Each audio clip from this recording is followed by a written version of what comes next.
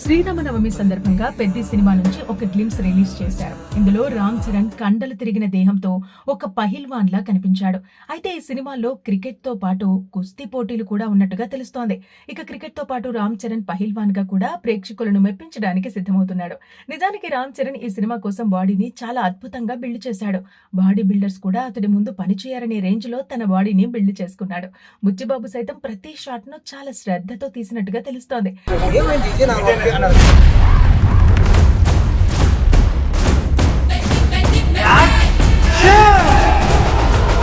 అలాగే సినిమా మీద హైప్ ని తీసుకురావడానికి మాత్రమే ఈ గ్లిమ్స్ రిలీజ్ చేశారనే విషయం మనకు చాలా క్లారిటీగా తెలుస్తోంది.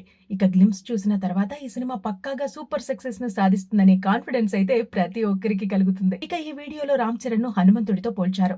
అందుకే అక్కడక్కడ హనుమంతుడి రిఫరెన్స్లు కనిపిస్తున్నాయి.